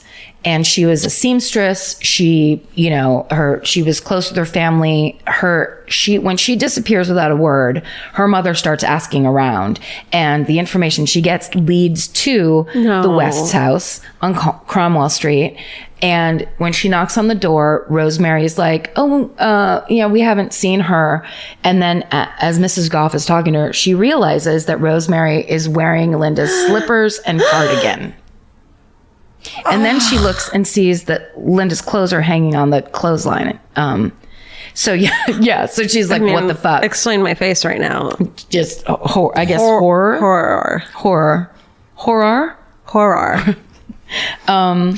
Then there's Carol Ann Cooper, who was 15 years old. She disappeared in November of 1973 on her way to visit her grandmother in Worcester. If it's the Boston pronounced Worcester. I bet you it's fucking not. Yeah, I bet it's Worcestershire sauce. Nancy Parkington is 21. She was a student at Exeter in December of 1973. She went home for Christmas, and then she went out to visit her school friend at 10:15 on the 27th of December. She was going to catch the last bus home, never seen again. Do we think that this is all hitchhiking related? I'm not sure, because it's some of these are these people who are traveling. So then, I'm not victim blaming, but I think hitchhiking was a really normal thing. And to get into a car of a couple, if you fucking watch Hounds of Love, that Australian murder I did that one time. Right. Or any of these stories. Yeah, it's like hitchhiking was just very normal. Yeah. And they probably had a baby in the car with them, one of their babies. That's right. You know the story of the girl who was kept in a box under the bed? The girl in the box. That's how they got her, too. Yeah. They also found the body of 21-year-old Swiss student Therese Seigenthaler. She'd been studying sociology in London, and she had decided to hitchhike across England. And she disappeared somewhere on that trip. And also a 15-year-old named Shirley Hubbard, who was last seen in November of 1974. She was from a broken home. There was a couple girls who were found in that basement who had been in either foster care or their parents were divorced, and they had started going to the West's house or hanging out there, and then disappeared. One of those was 18-year-old Juanita Mott, who that was exactly her story. So those were the bodies in the cellar. And then they had also dug up the garden, which is near the patio where Heather was buried. And they found Shirley Ann Robinson, an 18-year-old who had moved into the West's house. She started having an affair with Fred and gotten pregnant by him in May of 1978. And that's when she disappeared. So her body was in the garden. So basically the police, thinking that they're just looking for the missing daughter, discovered that basically these two people had been like these monstrous serial killers and sex abusers. Most of the bodies had been decapitated and dismembered. Thank you. Dismembered. Holy shit.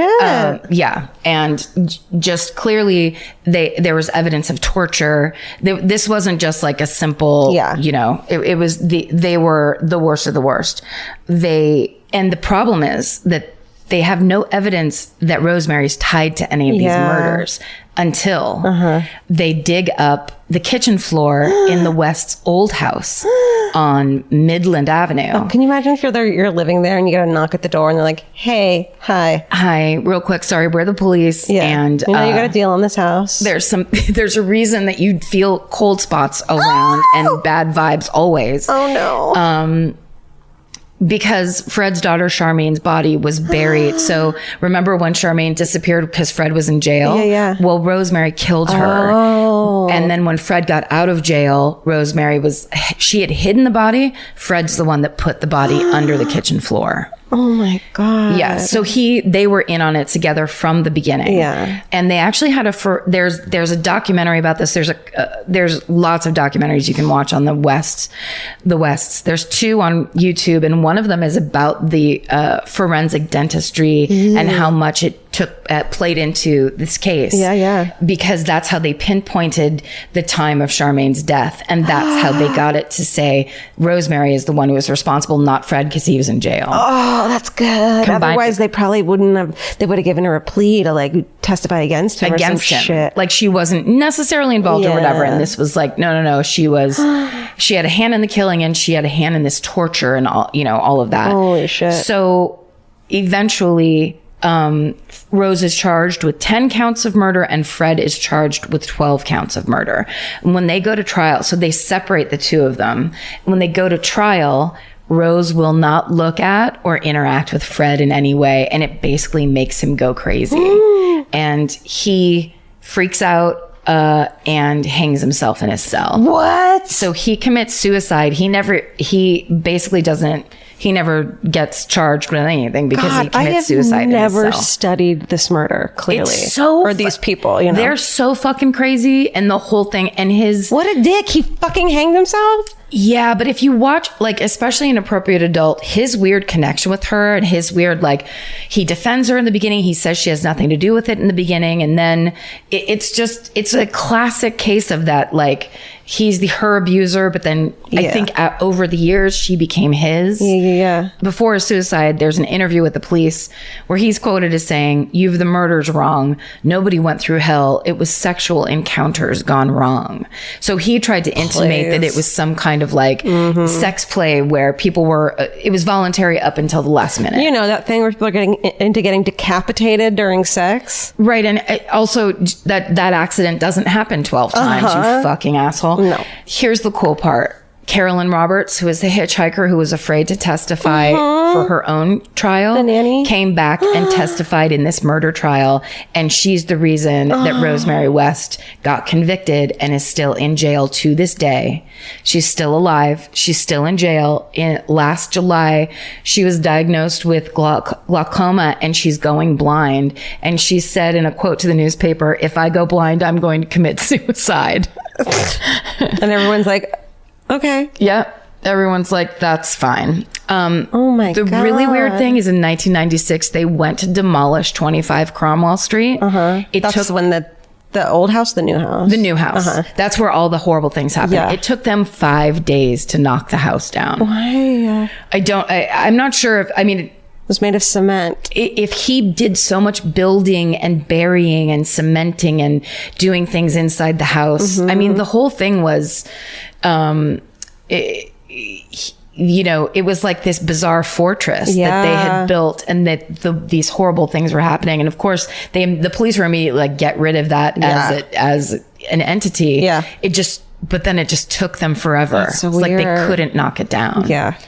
So that's the quickest, most lightest, like dipping into talking about the important things, but not living in the horror show.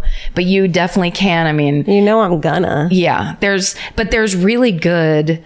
Appropriate Adult is such an incredible, it's such an incredible way to present the story, because Janet Leigh is as this person who is like the, mandated witness is sitting there, and also it was her first case as an appropriate adult. I feel like never have a first case anywhere, because it's always anything. I know, but for go something right to like the second this, case. you'd think it would be like, just standard physical child abuse where she gets used to it, cuts her teeth. And there's just this amazing scene where when he starts confessing, he's saying it like, he goes, well, yeah, I did bury Heather's body under the patio. Like, he just starts talking about it like they're talking about the news.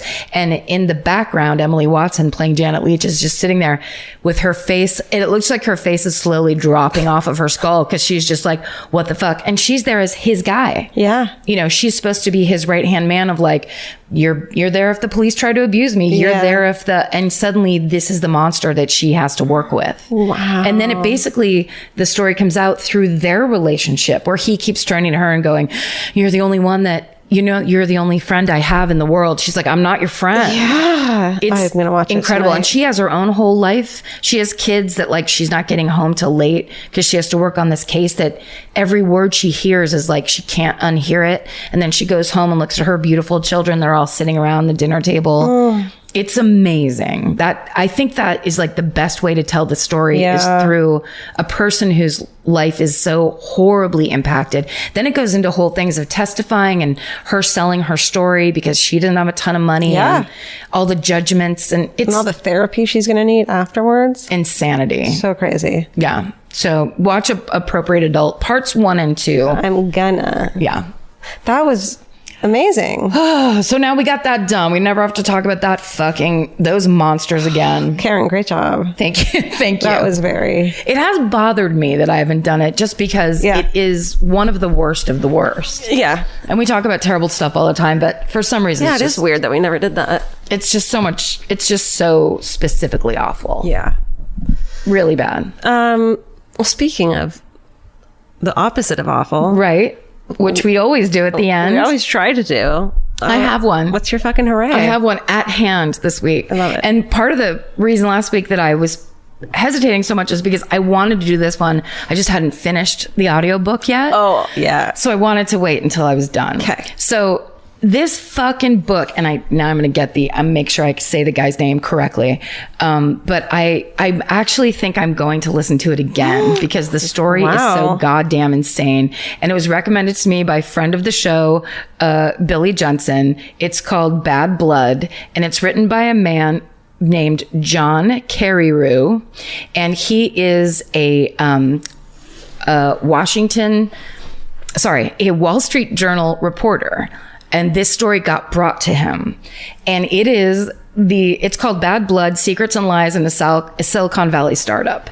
And I don't want to tell you too much about it, but basically when all the .coms, the startup boom happened, and it begins around 2007, and it's a 22-year-old Stanford dropout who begins her own tech company, and she's going to start a new type of blood testing system where instead of using hypodermic needles, which she claims to be scared of, she's going to start a finger stick system where you only need a drop of blood, and then they can diagnose diseases and tell you what's wrong with you and all this stuff.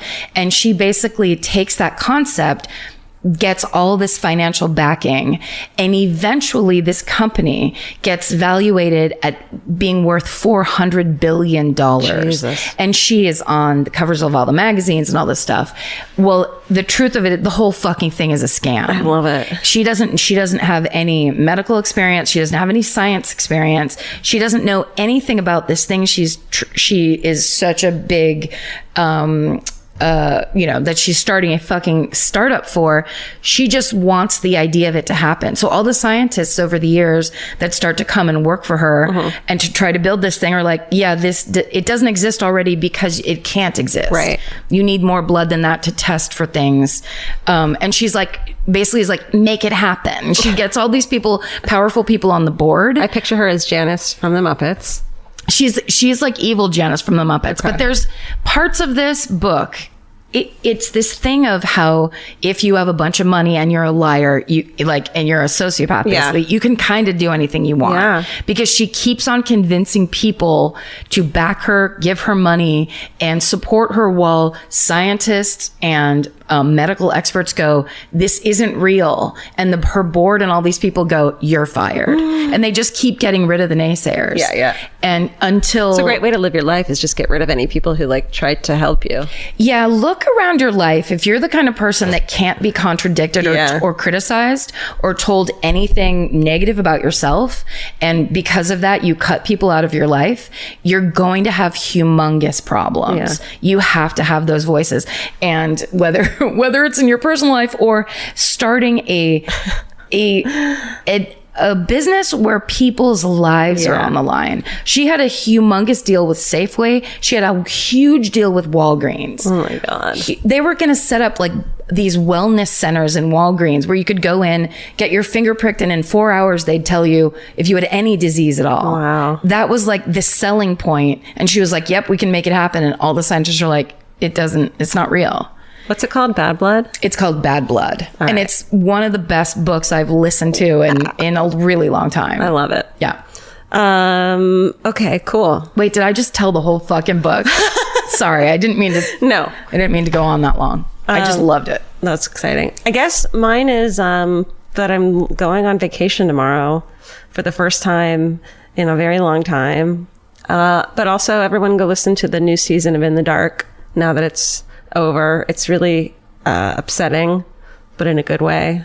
And it's a great podcast too. And I'm just excited to fucking lay out and eat raw seafood towers and listen to books and podcasts and just fucking chill. And This is going to be so nice. and like, I don't know, man. It's, yeah. Vince and I are just going to chill. My dad and Marty's going to be here with the cats. It's going to be great. Great. Yeah. Perfect. That's it. Everyone needs a little vacay every now and then. Yeah, they do. Yeah. Yeah, they do. Drink some Mai Tais. Swim up bar. There's a swim up bar where I'm staying. Sure there I've is. never done that in my life. You can swim all around that pool. I got a fucking bikini or a bathing suit that has bomb pops all over it. What are bomb pops? There's those popsicles that look, the red, white, and blue popsicles. Oh, yeah. It's cute. I'm excited. That's going to be awesome. Yeah. All right. Well, you have to tell us all about it when you get back. I will. Everyone, thank you so much for listening. Email us at myfavoritemurder@gmail.com. Thank you. We really appreciate you guys. This is a really fun fucking time in our lives that we did not expect to happen. And it's all because you guys listen to us and like us for some reason and just keep butting in on our private conversations. The more we yell at you, the more you stay. It's such a great relationship. It is. Yeah. Thanks for being there, and stay sexy. And don't get murdered. Bye. Yeah. Elvis, you want a cookie? Good one. A cookie? Yeah, cookie. All right. Goodbye. The best time to think about home security is before you need it. That's exactly why they're Simply Safe. Traditional home security only alerts you after a break-in has already happened, and that's too late. Simply Safe is changing that. Simply Safe's US-based live agents identify threats on your property and help deter them so intruders never get to your house. The system is customizable so you can build one that fits your home and your specific needs. The 24/7 professional monitoring is effective and affordable and won't lock you into a long-term contract. I think that's what's so scary for so many people is that long-term contract. And like, what if it turns out you don't like it or need it, but they don't have that because they know you'll like it and you'll know that you need it and feel so much safer when you have it. Like at this point in my life, I would never go without a security system on my house. I just feel safer with actually having Simply Safe around. There's a whole staff at Simply Safe that's waiting to talk to you and help you out. Right now, you can get 50% off your new system by visiting simplysafe.com/MFM. That's half off at simplysafe.com/MFM. There's no safe like Simply Safe. Goodbye. Chief Caribbean's Jet Set July sale is here. Right now, save $200 on vacation packages of 4 nights or more with promo code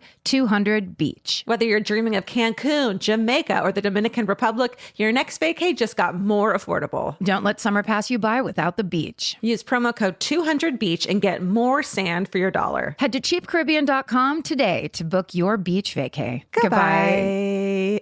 You know that fantasy where you run into your ex while looking impossibly cute and wildly unbothered? Hill House makes the perfect dress for that moment. Or if you're just running errands. Hill House Home is the brand behind the viral nap dress, known for its signature smocking, ultra-flattering fit, and comfort that makes it a favorite for just about everyone. Celebrities like Taylor Swift, Olivia Rodrigo, Anne Hathaway, and Mindy Kaling have all been spotted in Hill House.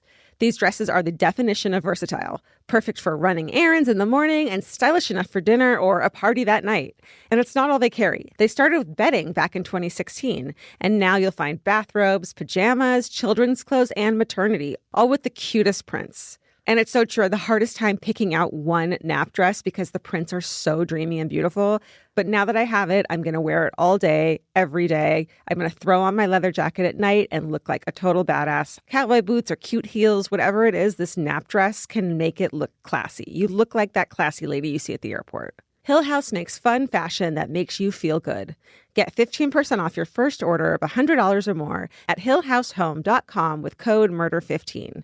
That's MURDER15 for 15% off at hillhousehome.com. Goodbye.